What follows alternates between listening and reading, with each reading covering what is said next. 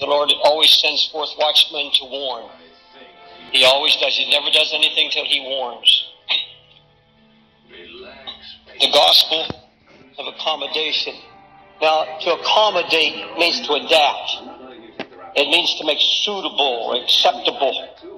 It also means to adjust, to make something very convenient. It means to yield to the desires of others, to placate them. Now, you put that together, and I'm talking about a gospel that's been invented in hell, and is now being propagated all over the United States. It's a suitable, acceptable, convenient, a gospel that has yielded to the desires and the weakness of sinful men. I call it the gospel of accommodation because it's adapting and adjusting the gospel to appease and attract sinners, to ease our lifestyle. It appeals primarily to white America, rich and prosperous. It was invented out of hell itself. This new gospel is sweeping America and the nation. It's influencing ministers of every denomination. It's giving birth to mega churches. Some of the largest churches in the United States are involved in this gospel. The seeker-friendly churches. And one of these days there may be somebody move into the city and try to bring one of these churches right into New York City. What would we have to do to bring you back into the church? What would make you comfortable? What would you like to see? You don't like choirs? We'll do away with choirs. You don't like suits in church? You come the way you choose. Just tell us what you want, and that will make it comfortable for the sinner and make it friendly for, rather than call it sinner-friendly, they would call it seeker-friendly, and try to attract them to come into the house of God. It's becoming the most prosperous, most flourishing of all religious movements in the history of America. The churches are run like corporations. The pastor's the CEO, chief executive officer. And it's big business. And this formula has now been cleverly packaged, and it is now being pushed in seminars all over the United States. It sounds good. What they say sounds very good. It sounds spiritual in its goals. It sounds like Jesus is the central theme. And folks, I'm not going to name any names because I'm not talking about the character of these men. I'm talking about the gospel that they preach. I am here to remind you that Paul the apostle warned of the coming of another gospel which we have not preached. He said there is coming another gospel that's going to preach another Jesus. You'll hear his name. It'll sound sweet, but it's not the Jesus that I preach, Paul said. It's not the true Jesus.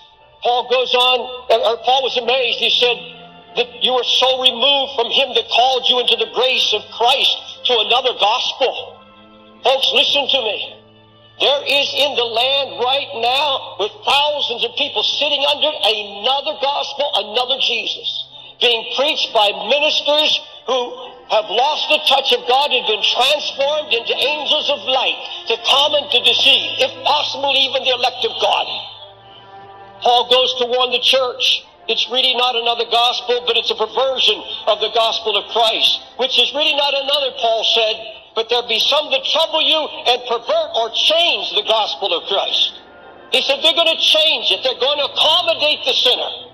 They're going to accommodate their pleasures. They're going to accommodate all of their needs, and they're going to design a gospel with their own Christ, with their own doctrine. Then this awful warning from Paul. But though we or an angel from heaven preach any other gospel unto you, but that which we preached unto you, let him be accursed. Let him be accursed. Folks, I didn't say that. The Apostle Paul said it. If anybody preached another gospel, what you've heard, if anyone preached anything but the crucified Christ, if anyone preached anything that appeases man in his sin, that's not the gospel you heard from me, Paul said, and anyone preaches another, let him be accursed. And I tremble when I hear Paul warn us that Satan's going to come right into the church, disguised as an angel of light. He's going to infiltrate into the church with his own ministers. They'll come angel-like, he said, preaching a false gospel of righteousness.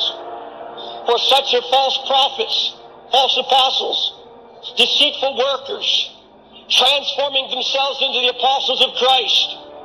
And no marvel, for Satan himself is transformed into an angel of light.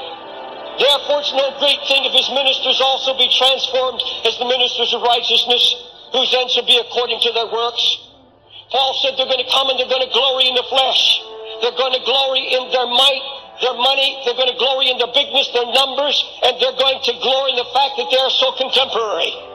They're going to glory in their acceptance by the world. Jesus warned, beware of false prophets which come to you in sheep's clothing. They're to come like gentle sheep, sincere, intelligent, bright, but said inward they're ravening wolves. And folks, Jesus gave that in the context of his message. He said, because straight is the gate, narrow is the way, which leadeth to life, and few there be that find it. And the very next verse he says, beware of false prophets. You're going to come in sheep's clothing, but they're ravening wolves. It's Christ himself warning us. False prophets, false pastors, false evangelists, posing as submissive sheep, going to come saying the way is not that narrow. The way is not that straight. And they're going to accommodate. They're going to change the gospel to suit the needs of the people. Jesus puts his finger on the motives behind them. Ambition. The word ravening here, ravening wolves in the Greek means starved for recognition and gratification. Men are going to rise starved to make it. You see it in the business world. You see it on your job. People trying to climb the ladder and get recognition quickly. And folks, it's now in the ministry, full blown.